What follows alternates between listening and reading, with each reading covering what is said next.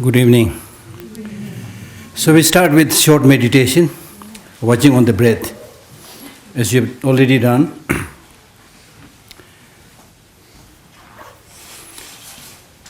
Breathe out, breathe in, and let your mind watch that breath.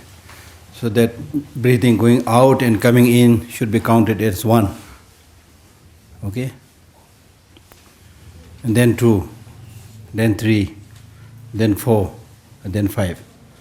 So we should do this for around for 5 countings probably. Okay? So your hands should be like this. Your shoulders should be straight, not lopsided.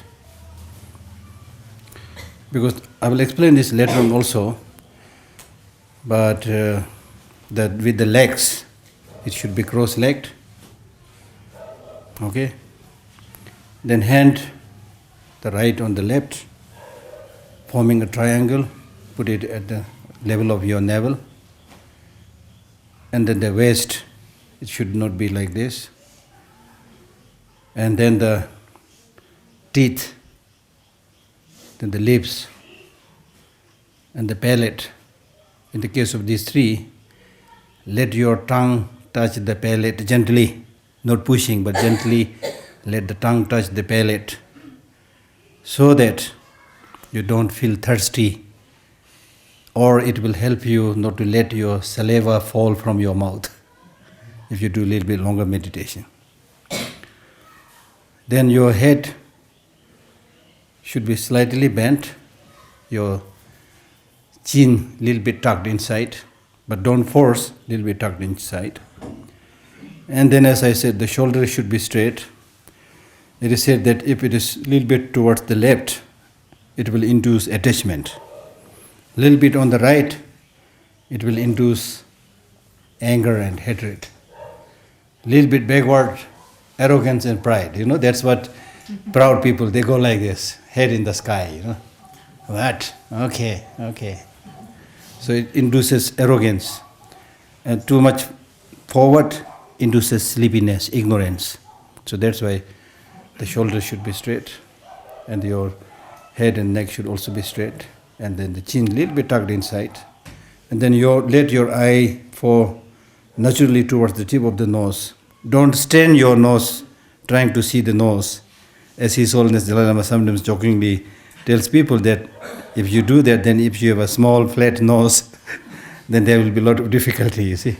So just let it naturally fall towards the nose. For example, if we throw a stone or something, so that it goes straight towards the side of the navel.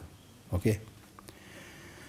And then, as I said yesterday, the purpose of sitting like this is to straighten your back, but in such a way that you are still relaxed and you are not rigid.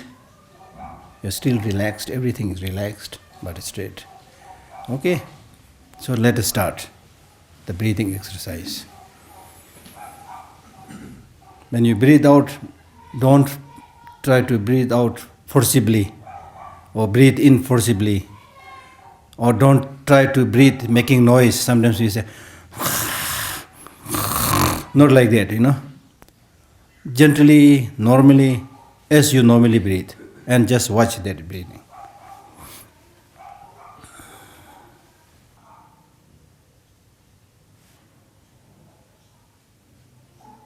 So that is the process. This is something that you need to do normally. Now, what is important is when you do this kind of meditation, you should see and observe yourself what is happening. What did you notice when you did this meditation? Did you notice something which you normally do not notice? Did you notice something which you normally don't notice? You will find that you become more sensitive to the sounds outside, to some of the irritations and pains in your body. You become very sensitive to these things, you see. So that's the purpose. That's the purpose. So you can easily withdraw many of the distractions. Like we are supposed to focus and meditate one point on that breath, but how many times this is interrupted when you hear the sound of the dog barking, you see. Immediately the mind goes there. So the mind is like fluctuating all the time. That's why we call it monkey mind, Very difficult to concentrate. So it takes time. For your meditation, you can basically choose any object, a flower, a pot, photo of His Holiness, image of Buddha. You can choose anything. But the important thing is to make sure that your mind is staying on the object. And you will find that mind is getting distracted all the time here and there, you see. So it is because of this distraction when we study something we are not able to learn. When we write something we are not able to write it properly because you get distracted and suddenly you make a mistake in the spelling or whatever. So therefore, whatever you are doing, enjoy that. Concentrating means enjoying that. It's not just forcing your mind. And it shows when you are not able to concentrate, it's really saying that you are not enjoying. You see, when you enjoy something, your mind just naturally goes into it. So one of the most important thing in this kind of spiritual practice and meditation is you need to enjoy. And how can you enjoy? You can enjoy through many reasons. One, with understanding that I'm very lucky. The dogs and other animals, they can't do this kind of practice, this kind of meditation. Even among human beings, majority don't have interest or don't have time to do this kind of meditation. And you have this opportunity. So you're lucky, I must do it. And in many places there are people who are interested, but there are no teachers available. You see? No supporters. Okay? And then also, if you look at the fact that the thing that we are pursuing is long-lasting peace and happiness, as we were saying. And I had said that the long-lasting peace and happiness has to be obtained from within your mind. Now this can be understood by doing this kind of meditation, sitting alone and doing this meditation. The calmness that you get,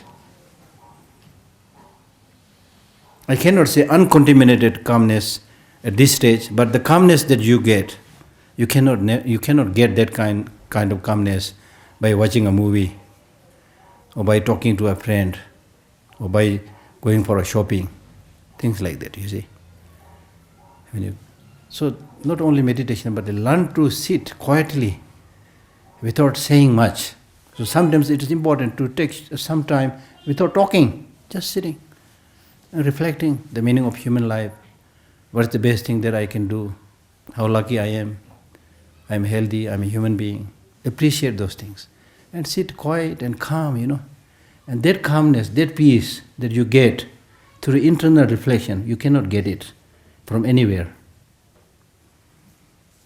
You will understand that, because when you focus within yourself, especially focus on your own mind, it is like focusing on the whole space in the universe. Space is limitless. There's no restriction. There's no constriction.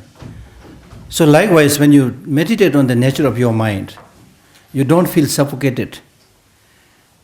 You don't feel restricted. You don't feel constricted. When you focus on an object like this, this object, this book itself is an object, number one. It has limitation.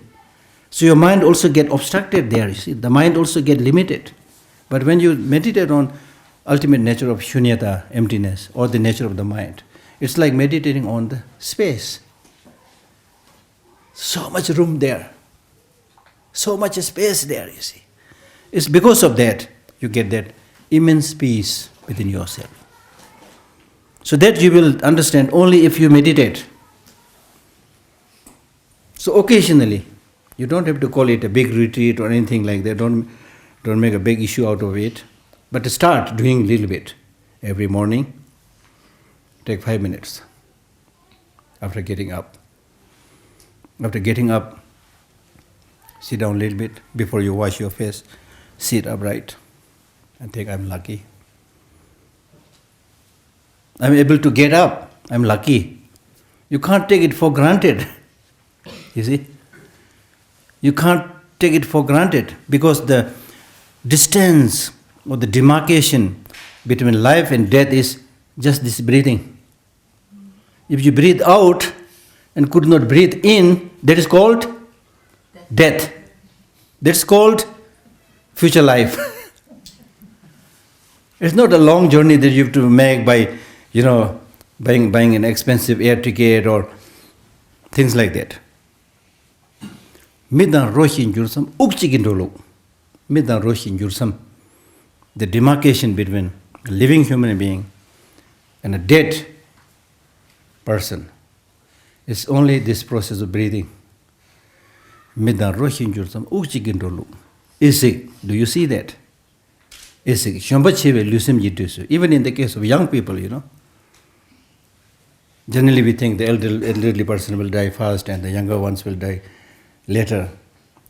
There's a little bit of truth there, but no certainty.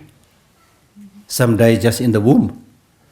Some just die when they are able to crawl, you see.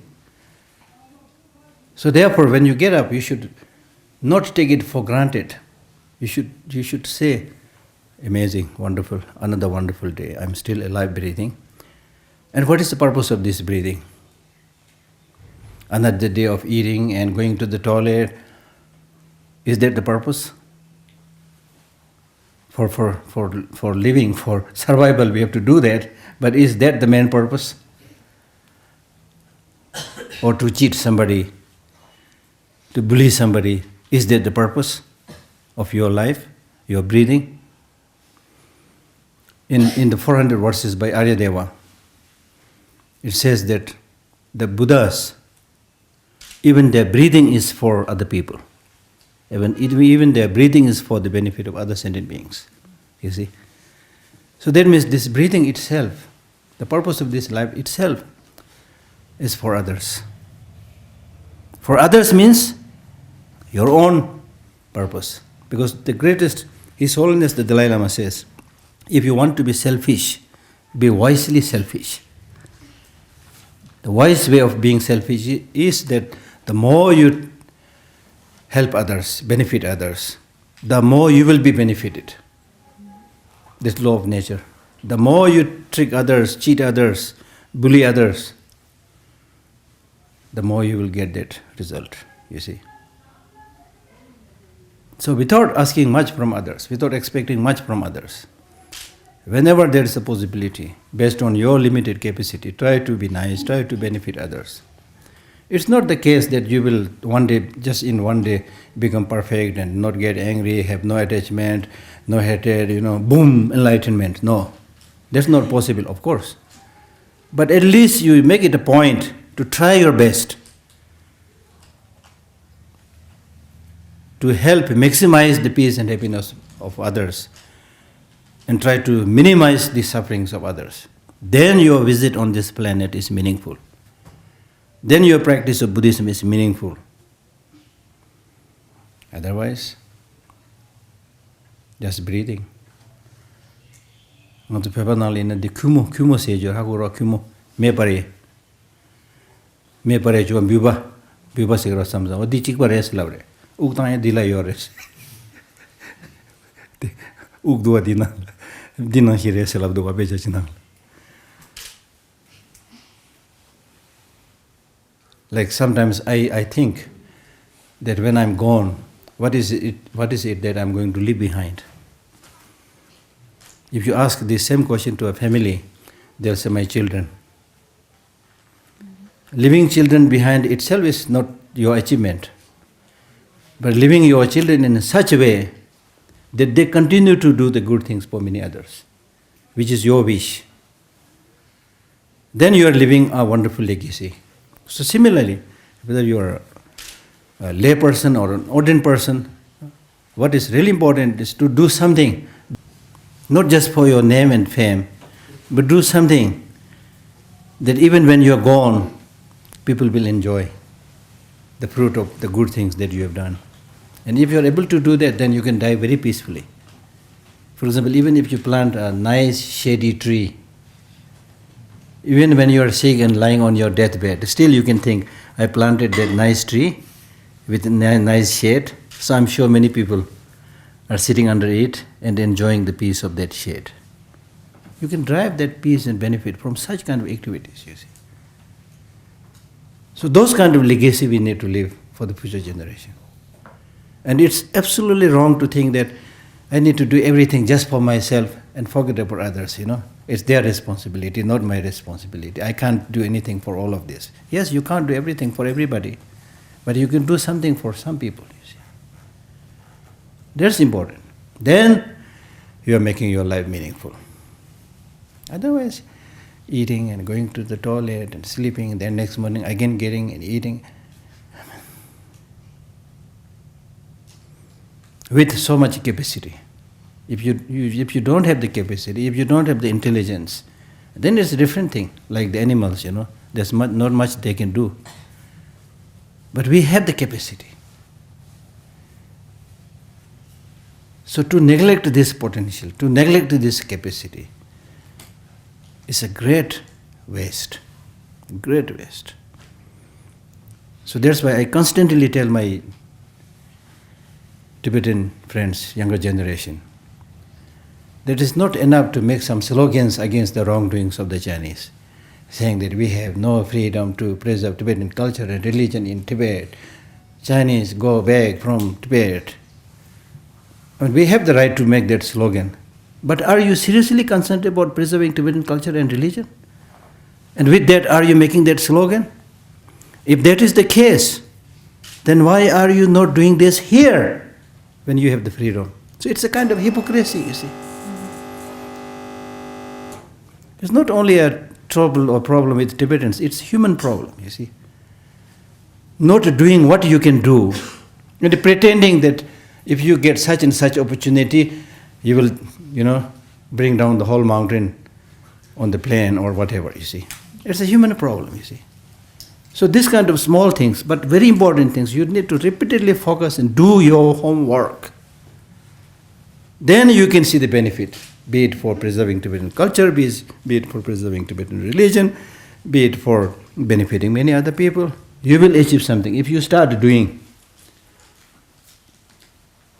Stop talking, start walking. Walk the talk, as we say. And sometimes I jokingly tell people that as far as talking is concerned, not much talking is needed. Yes, we do need talking, but not much. If we need so much talking, then we should have given 2 mouths. But we got only 1 mouth. So the nature says, see more, 2 eyes. Hear more from all directions. Not just go after gossip. You should yourself hear the news, first-hand news. You should see the news by yourself and then talk about it. Not simply what you have heard from some other people or, particularly gossiping. And as much as possible, talk less, especially useless things.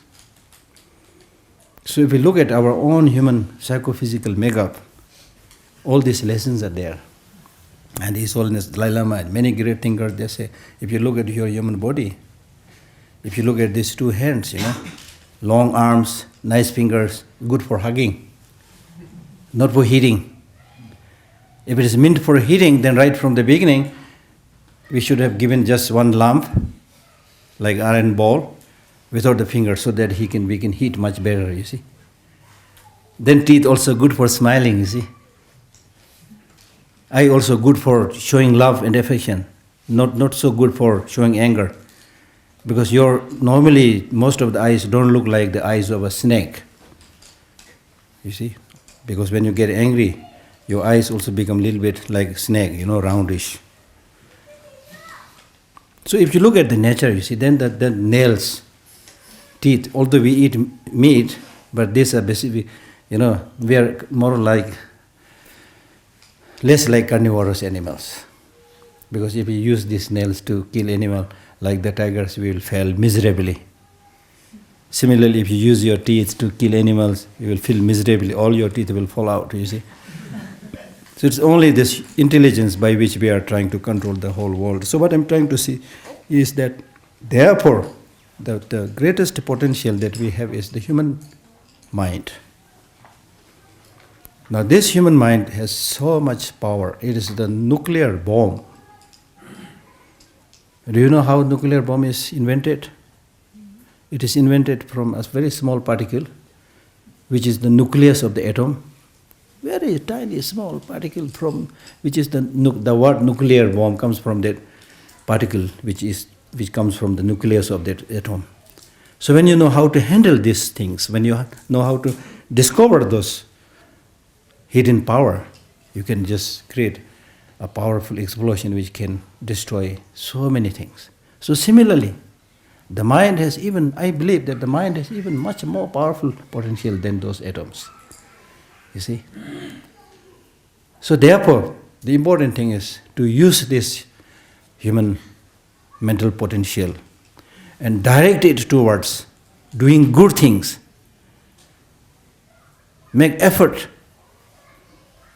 in that direction, and all of us can create miracles. We all have the capacity to do those things. If we simply recognize it and start doing, not just talking and sitting, but start doing, we can achieve those miracles. After all, everything that we experience, everything that we see is projection of your mind. You see? So to a great extent, the so-called happiness and peace is also projection of your mind. The so-called suffering and trouble is also a projection of your mind. So once you are able to see everything in the right perspective, develop a mind which sees the reality as it is, and do not let the mind run after the fleeting objects, you will not be influenced by the changing situations and events, and your mind will not fluctuate. It will be stable. That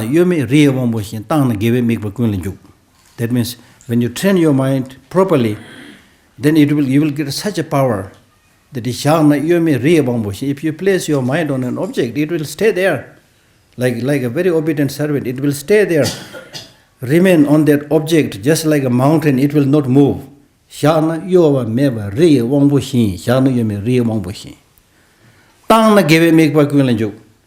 And if you let the mind go to different directions, okay, focus on this, focus on this, focus on love, focus on compassion, focus on patience, it will say, yes sir, yes sir, yes sir, yes sir. It will become serviceable. So now you can see, that's what I'm saying, you can achieve miracles. You are then the master of the mind. Then you are controlling the mind, not the mind controlling you. So you can see the possibilities there. Okay? So that's how we can bring long-lasting peace and happiness. And when should we do that practice? Seni yuntung shije namba mang se jan chisa mihiwe ngangbe chule oma lemba tar rang de ba thangwe langwarja. Seni yuntung shije namba mang. Life is short. Seni yuntung shije namba mang. There are so many things to know. Is it important for you to know everything on this earth? Is it important? Number one, unfortunately, it's not possible for you to know everything. Number two, it is not important for you to know everything. But there are certain things that you must know. So by this teaching, it is saying that life is short, there are too many things to know. You do not know the span of your life. Just as the swans extract milk from water, similarly you take those things which is really necessary and discard all those other things which is not necessary. So that is to say, don't let your mind distracted for meaningless, useless things, Sometimes we spend hours talking on nothing, useless things. He went south, he went north, rain came, and occasionally, of course, you need to do this kind of conversation, but it is not healthy thing to just spend hours talking about useless things,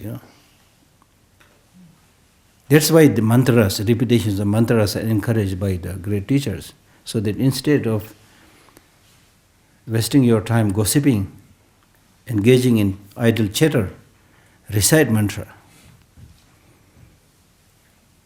And while reciting mantra, focusing on the meaning of the mantra. There is also meditation on mantra. Okay? And then with your hand also, you see, do something that is creative, that is interesting. So many things we can do, And most of us are, in a way, we are very greedy people. In a way, we are so easily satisfied. You get a small job, you get married, then you are satisfied. You think that's the end of the story, You don't make an attempt to go a little bit forward. That's the problem, you see. You should always make effort to slowly become better and better, more and more knowledgeable, more and more kind, more and more compassionate. For that you need to make some effort. Read the spiritual holy books. Or do something creative. Try to create a mandala. Why not?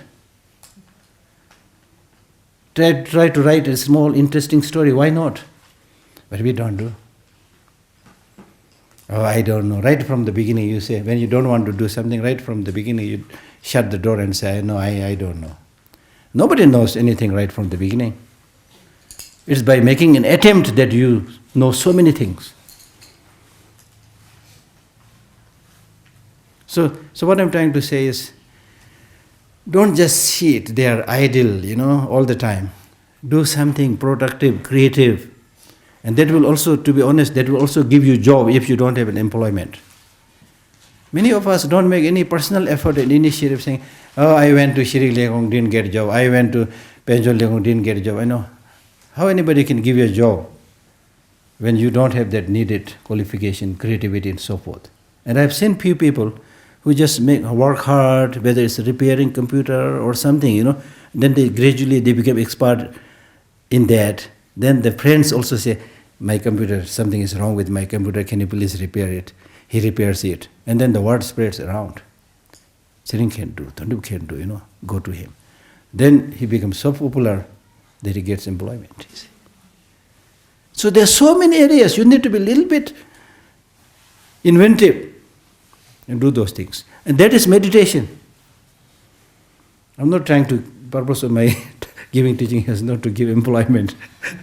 But that's important, even in terms of employment. Meditate, do something, create something new, which nobody has done. Everybody can do something new.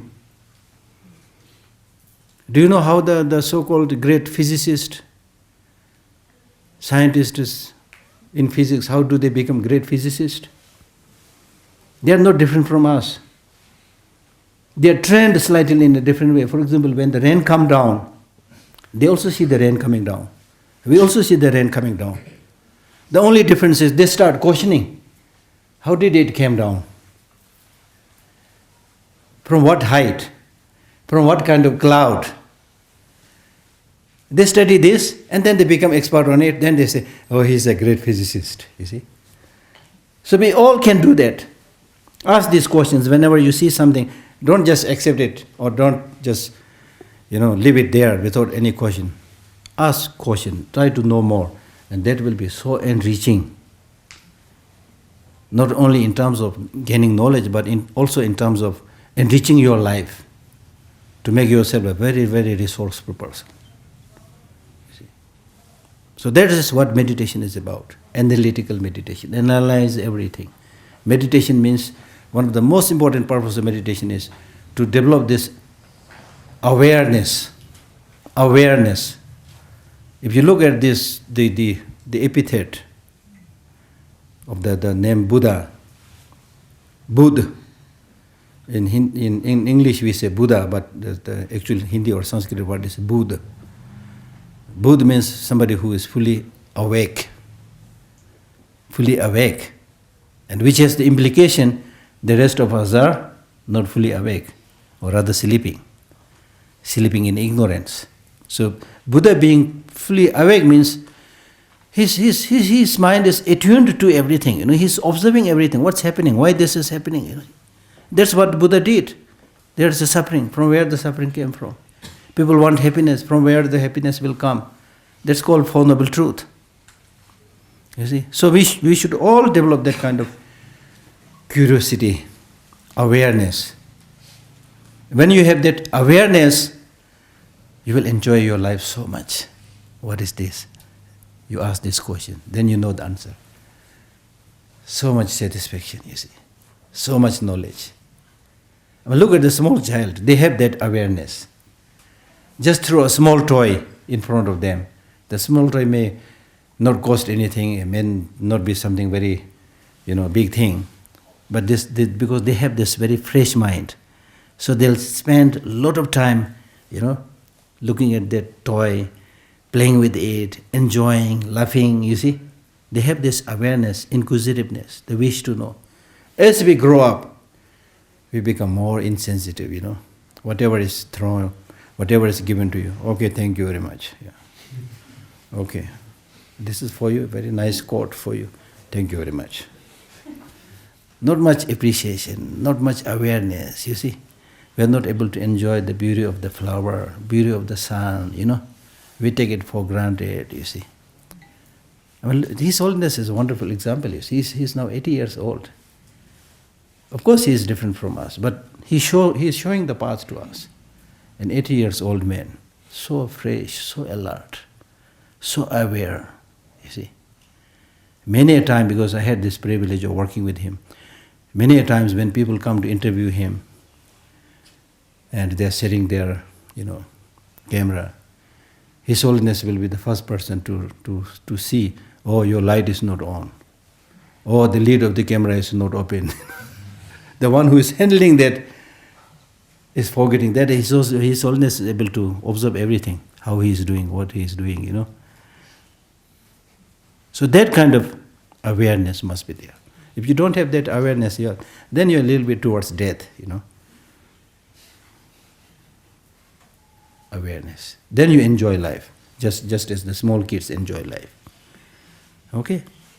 So meditation makes your mind fresh, alert, aware. But if it will not come in one day, you need to do this regularly. Make it as a habit. As I've already defined the meaning of meditation as getting habituated with the positive emotions.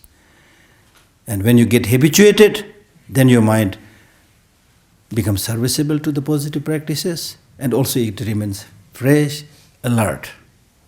Okay? If you do the wrong meditation, the more you do the meditation, the more your mind will become dull. So tomorrow or day after tomorrow, I'll teach you a little bit about how to do that. So now, since we are here talking about the Buddhist meditation, and yesterday I briefly touched about how to do the meditation during the actual session and during the post-meditative session.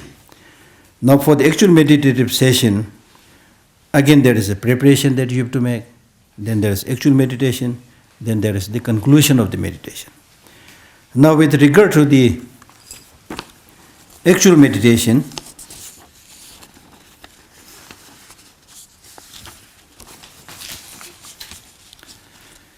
you should, I will not be able to explain everything, but you should do what is known as the 6 preparatory practices. Jorchu. Jorwa means preparation. For your meditation, there are 6 preparations that you need to do. Jorbe Chutu. 6 preparatory practices. Jorchu. Now this practice is said to have started by the great teacher Selingba Swandepa, who was a great teacher of Atisha. So out of these 6 preparatory practices, the first practice is cleaning the place where you are going to do the meditation. Cleaning the place, see? So for a practitioner, whether it is the home where you are living, especially the place where you are going to do the meditation, or the place where you have your shrine, that place must be kept neat and clean. Okay?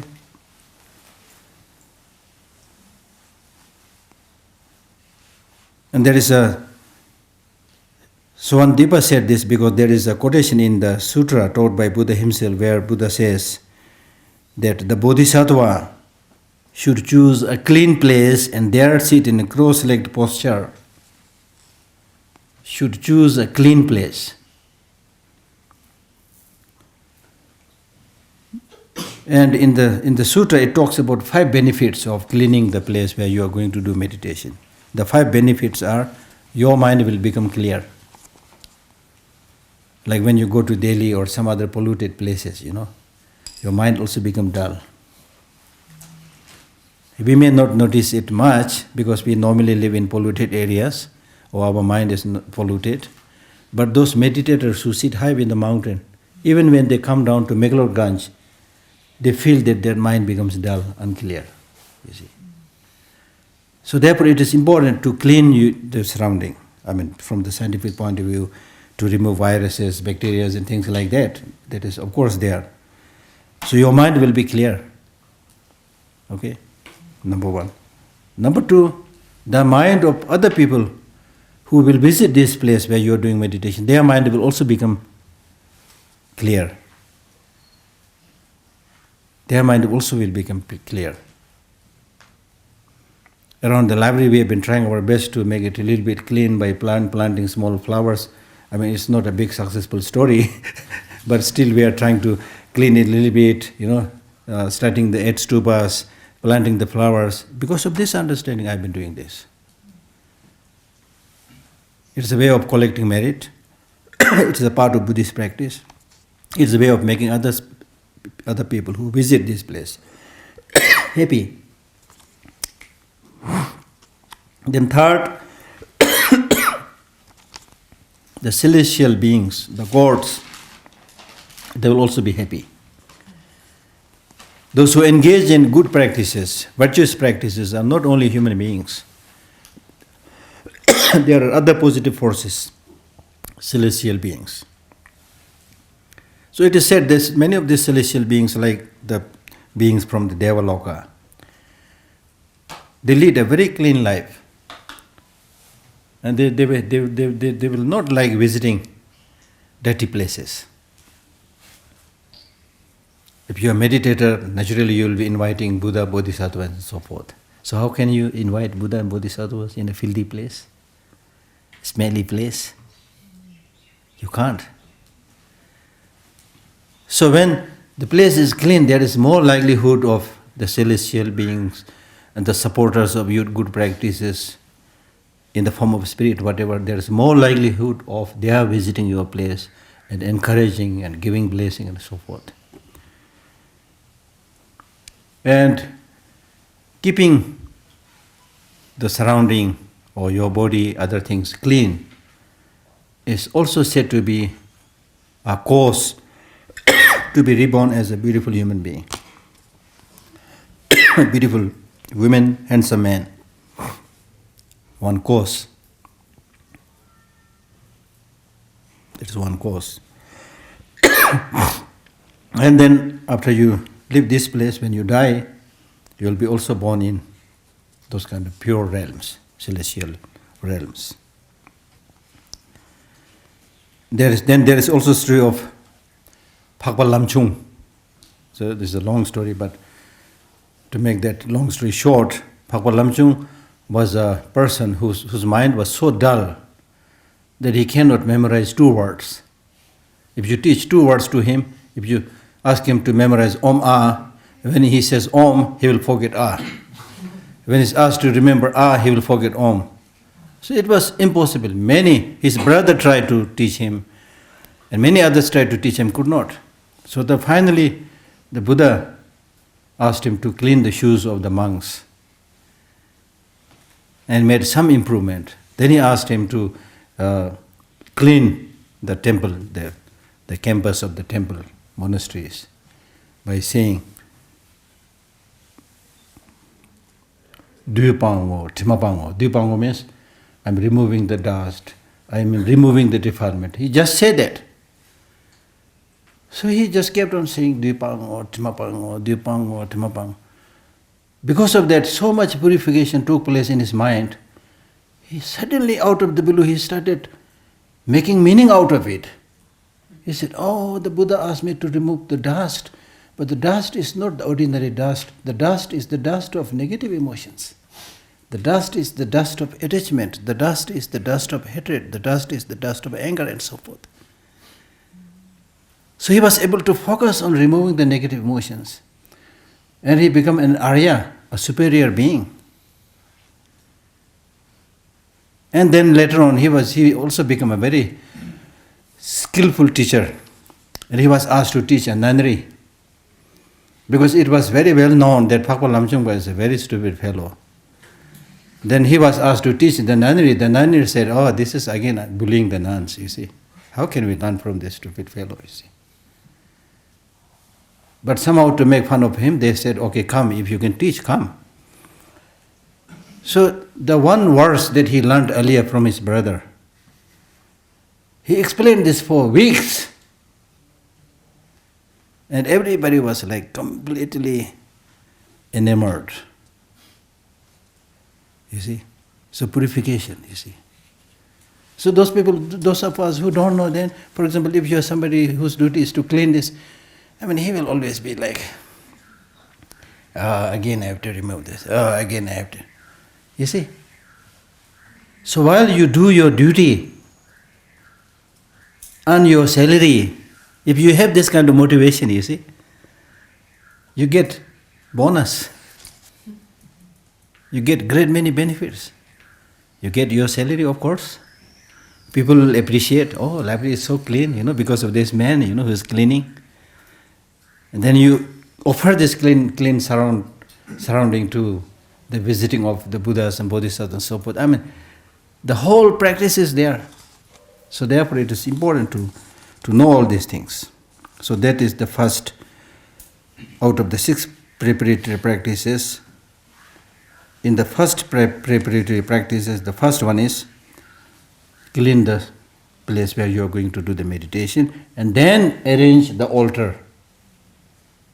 In front of you, you arrange a small altar. It doesn't have to be very elaborate, but you must make sure that there is image of the Buddha. The representations of Buddha's body, speech and mind, 3 things must be there. So for representing Buddha's body, there should be a Buddha's image.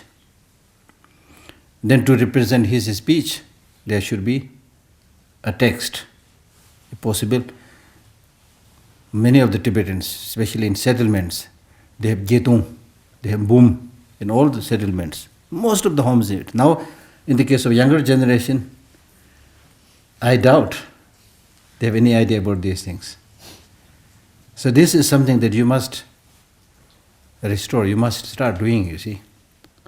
Boom, jetung, or at least Hiram Yingbo, Heart Sutra, or Doduba. Give one text like that. Then a small stupa to represent his mind. These 3 things must be there. And on top of that, if you want some other images like Nagarjuna and Avalokiteshvara, Manjushri, it's fine. But the most important is the Buddha. Okay? And it is not necessary that you have too many things which you are not able to look after and handle, but keep few things and keep it clean. And having arranged that altar, not only when you do the meditation, you are encouraged to, in a day, sometimes you feel like going to the temple, you see. But this altar that you have inside you, it's there in your room, but sometimes people don't look at it. It's there, okay. My images are there. So it is said that you should occasionally, intentionally go a few steps, go there and pray, just like visiting the temple.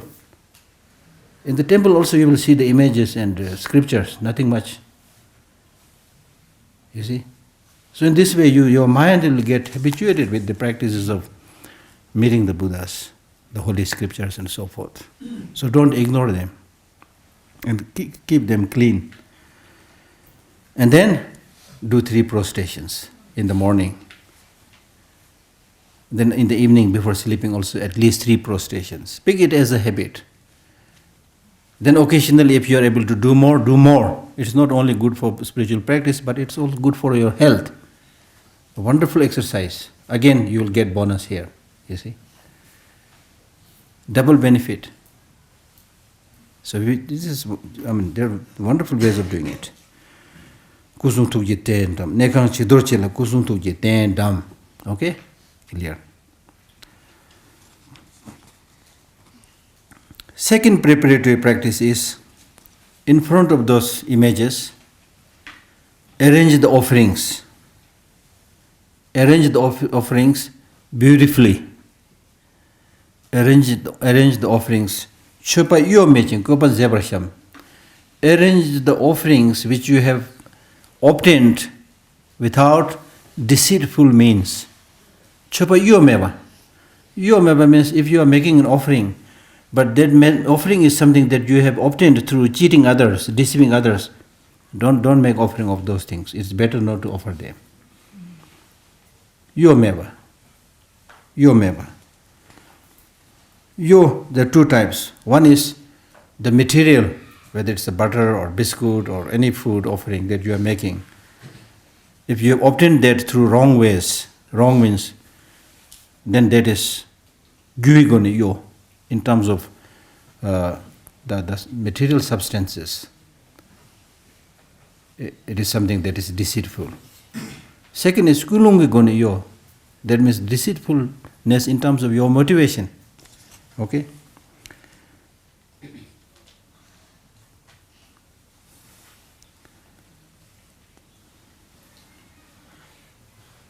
So in the case of the first one, the material offerings, which is obtained through deceitful means, for example, if you are a businessman, if you are a layperson, then when you do the business, if you do the scale wrong, you see, if you tell a lot of lies, and in this way you cheat the buyers, then that's deceitful means. I've seen people who do that and then they become sponsors of a big teaching, you see. So that's not healthy. In the case of the monks, monastics, the things that you've obtained through five kinds of wrong livelihood. 5 kinds of wrong livelihood. 5 kinds of wrong livelihood means, first is flattery. If a monk has obtained something, or even in the case of layperson, if you obtain something from somebody by flattering, oh, how nice you look this dress, wow, you made great progress, wonderful, you say many nice things to get something from that person. So whatever you've obtained in this way, that is the deceitful ways of earning things. Kasa sidu kathir chene se. Ta pele thamne kathir chene chu ya ko hiu do ting sa mo ya la siga chene chik rage rewa chene ro kasa se. Then second is called sholung. That means side begging. Literally translated, it's called side begging. Sholung. Sholung means to say, I have butter these days, but I don't have grain. I have butter, but I don't have zamba, So implying that you need zamba, you see.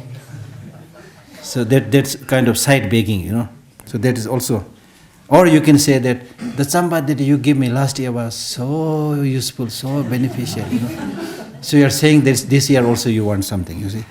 So that's called sholung, hyola longwa.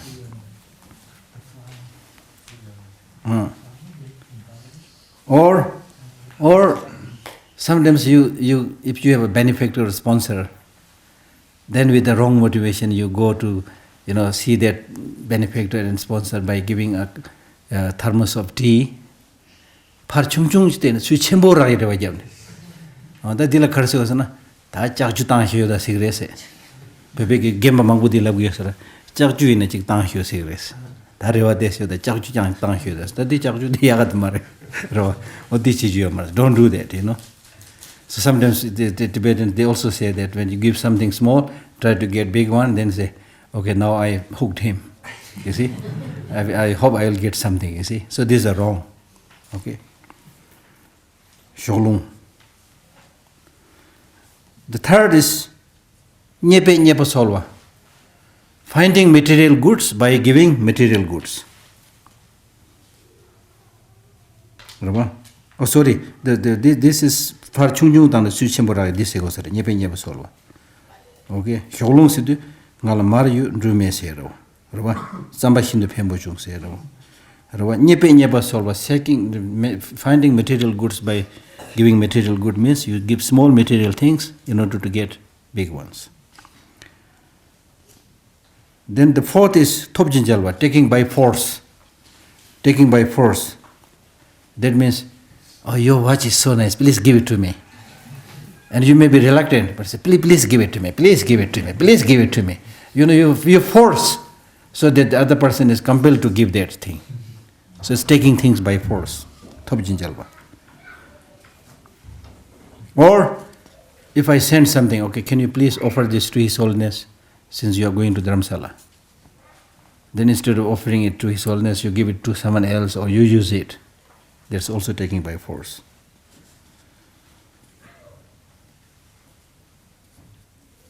Rwa? Kartse chungsta? Khasa, shoglung, nyepe nyeba solwa. The fourth is hypocrisy. Hypocrisy, probably I am doing a little bit of hypocrisy. Like in your room, you are criminal. You do all the bad things. Then when you come here for the teaching, you sit on the throne, looks very holy, Hypocrisy. In order to get something, you see. You pretend that you are somebody. If somebody says, Geshe Lhakdor, you must be highly realized, you've been teaching, you know so many things. Then I said, oh, not much, but I'm a little bit different, And then you start saying things to indicate that you are a little bit advanced or you have a little bit clairvoyance and things like that, So hypocrisy, that means pretending to have those qualities which you do not have. That's also very risky, very risky. So, things that you obtain through this kind of wrong livelihood, that is earning things through deceitful means, so those kind of material objects you cannot offer. Okay?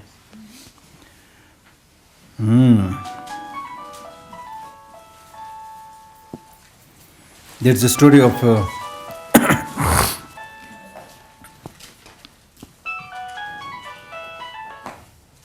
there's a story of a famous Geshe called Geshe Ben. Geshe Ben was a very good practitioner, so he had a sponsor. Most of the meditators, they sometimes have benefactors, you see. So one morning he was waiting for his benefactor to come. Said, since my benefactor is coming, so I must look nice, So he cleaned the altar and arranged the offerings nicely. Then he sat down. And then when he reflected, he realized, why am I doing this today especially, you see? Because my benefactor is coming. This is not what I do always. So he got up, took one handful of dust and threw it on the altar. You see? And later on, when other great teachers heard it, then they said, this is the greatest offering. You see? Because he realized that he is not making a sincere offering, but he is doing this to please his benefactor. So that's the meaning of hypocrisy. That in your private life you do all kind of bad things, but in front of other people you look nice, disciplined,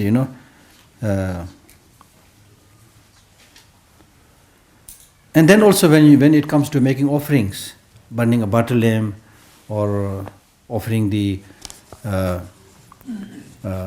water balls and so forth, you need to do it.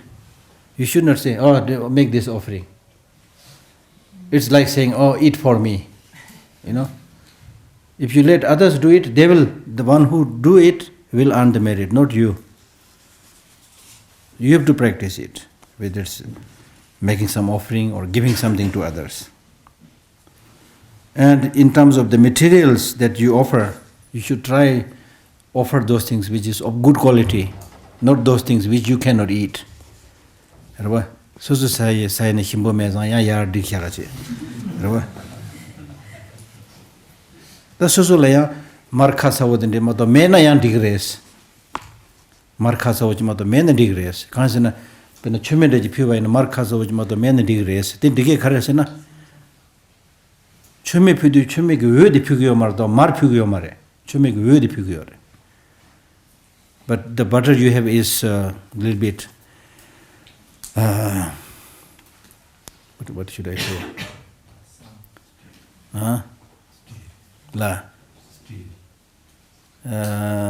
Not stale. Maybe stale, yeah. That's what you have. Then don't worry. Because when you are making the offering, what you are offering is the light, not the butter itself. Okay? Otherwise, you should, whatever offering you make, you should offer from the best part, not those which you don't like to use. Okay?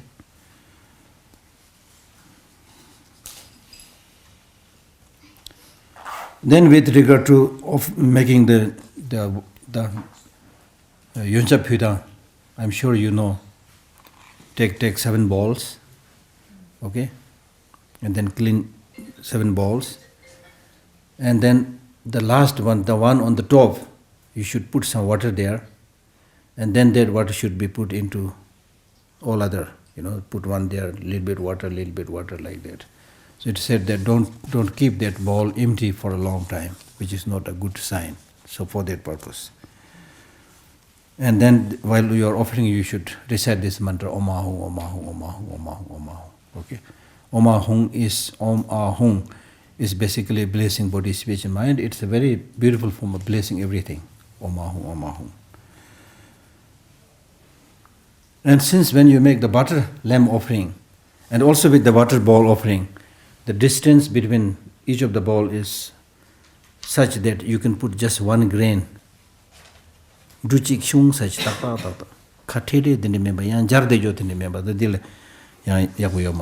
the space should be equal. That's the meaning of arranging the offerings beautifully. If you don't understand this, then you should imagine that you have invited His Holiness. Okay, His Holiness is sitting here. Then how are you going to make the offerings? How are you going to offer the tea? If you are to put a cup of tea in front of His Holiness, how are you going to put it? You will not put so much tea that it will overflow the cup. And you will also not put too little.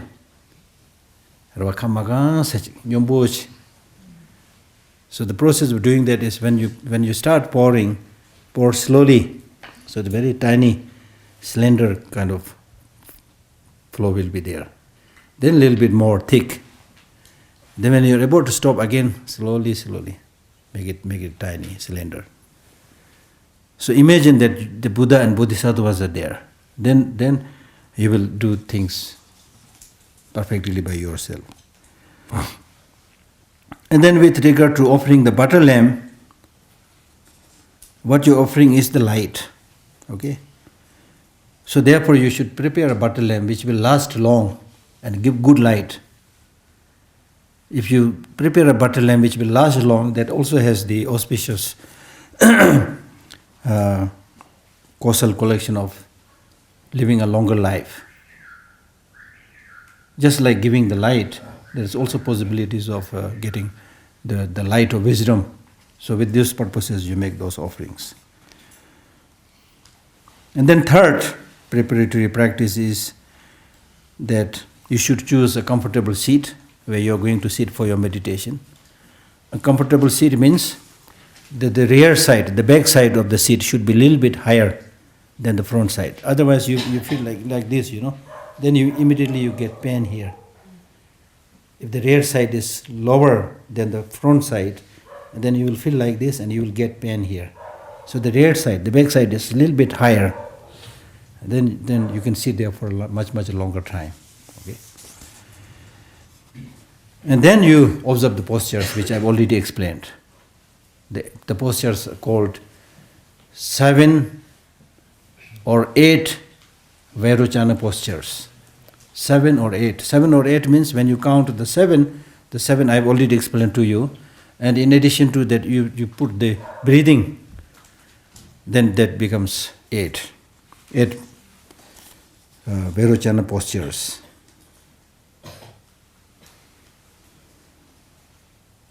So 8 postures are the postures of your legs, I've explained, your hand, your waist, and then the teeth, lips and the tongue. These 3 are counted as 1, so that makes it 4 for this one.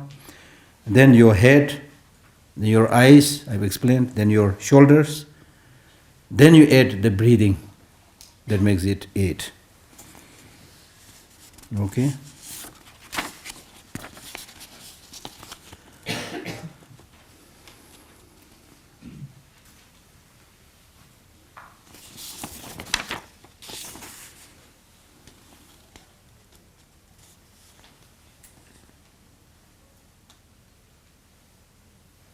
So sit comfortably, straight, on a comfortable seat, with full cross-legged or half cross-legged posture.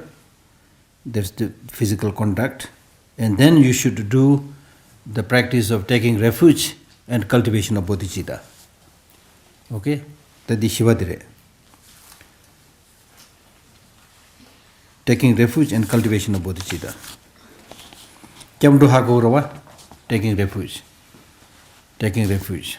Taking refuge means when Tibetans left their country, came to India, then we took refuge to the Indians, the Indian government. Meaning that when you are unable to look after yourself in certain aspects, you seek the support of somebody, you are taking refuge there. Exactly at 12 o'clock, you take refuge in food. At 12 o'clock, it's lunchtime, you take refuge in food. If it is raining outside, you take refuge under your umbrella.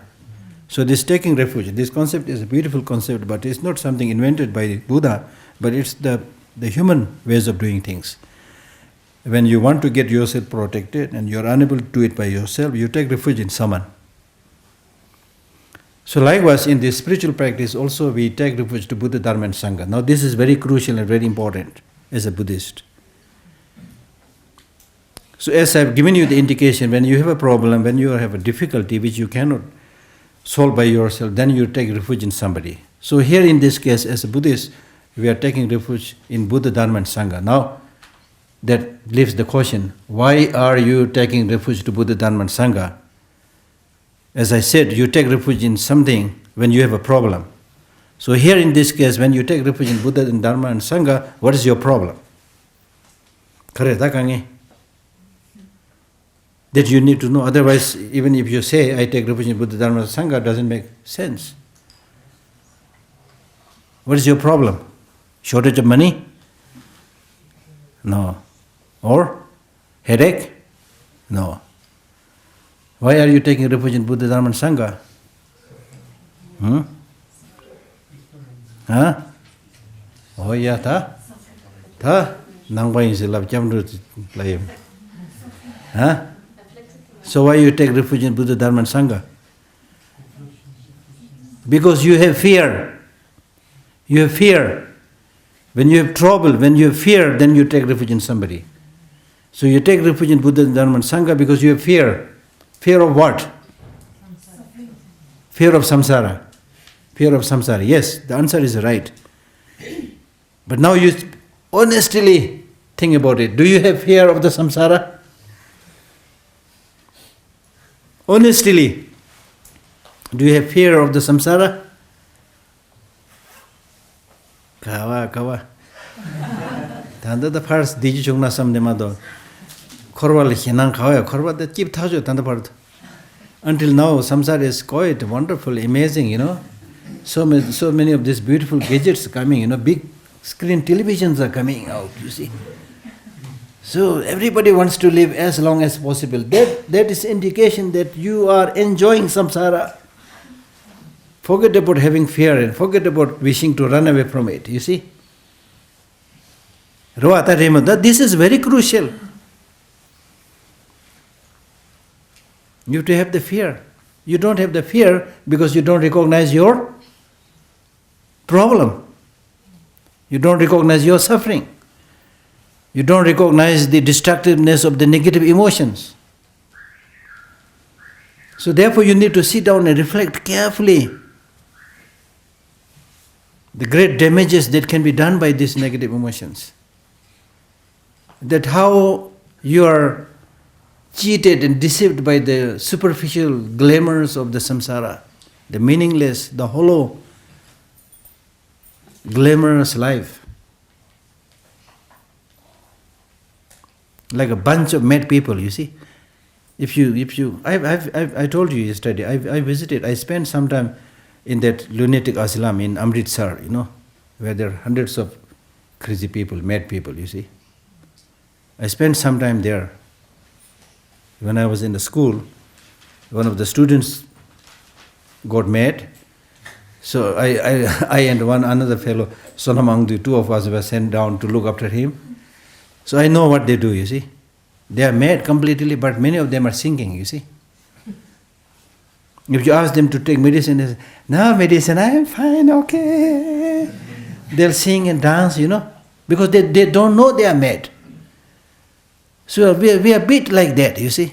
You don't know how destructive these negative emotions are, how overwhelming these sufferings are. You don't know.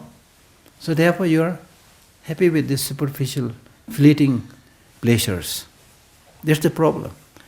So that's why we need to pay a little bit more deeper attention, whether you can afford to stay like this or not. It's like a sheep that is led towards the butcher. Not knowing that the sheep is led towards the butcher, the sheep is like enjoying the green grass here and there, But very soon is going to the butcher.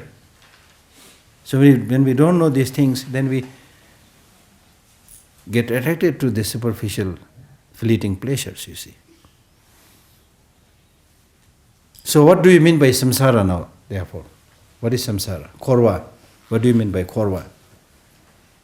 What do you mean by samsara has been translated as cycle of existence. So where is this cycle of existence? Korva khawayore. Korva khawayore. Khawayore korva.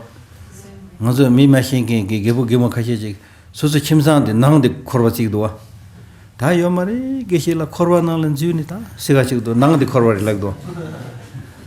Many elderly people, they point towards their family, their home, and they say, oh, this is samsara, Samsara is this psychophysical aggregate that you have is samsara. This psychophysical aggregate that you have, which is projected through contaminated karma and negative emotions, that itself is samsara.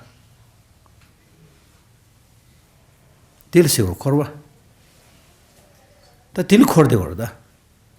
You get attracted to your body, you get attracted to your mind, however polluted, however contaminated, you get attracted to it, and for that you are ready to commit all the sins in the world.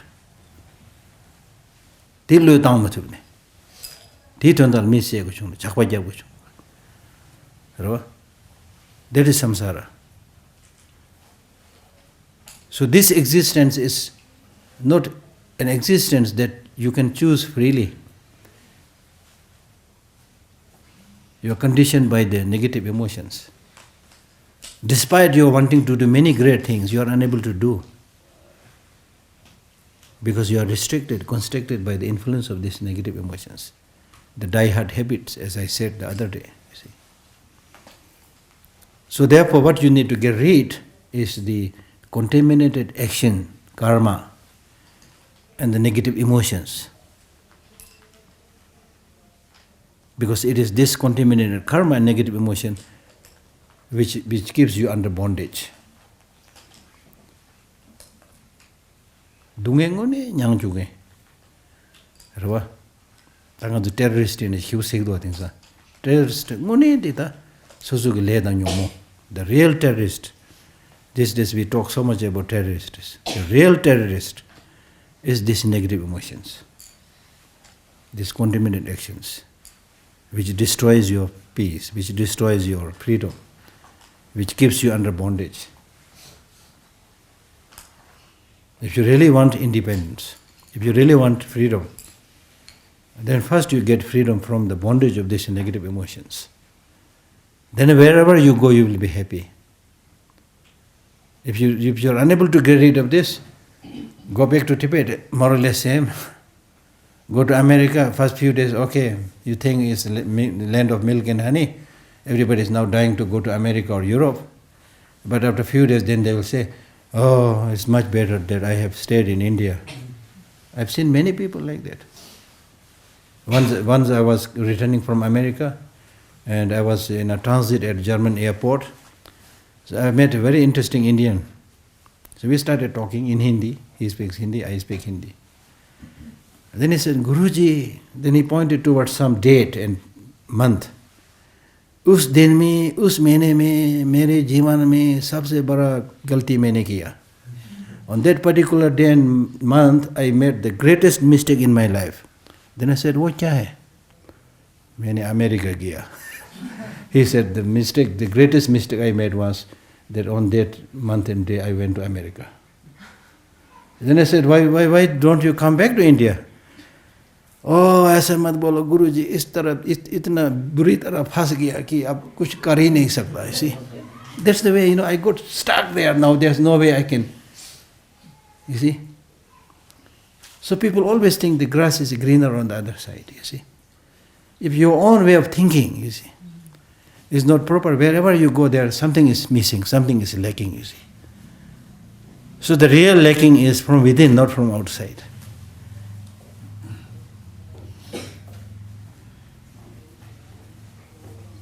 Rangju ji nyomoda lenge bapama ene lu dagara tungjir chi ben jungne jan dins sedwa. If you get rid of these negative emotions and containment actions, this psychophysical aggregate itself is kind of heaven. Itself is called the great city of happiness.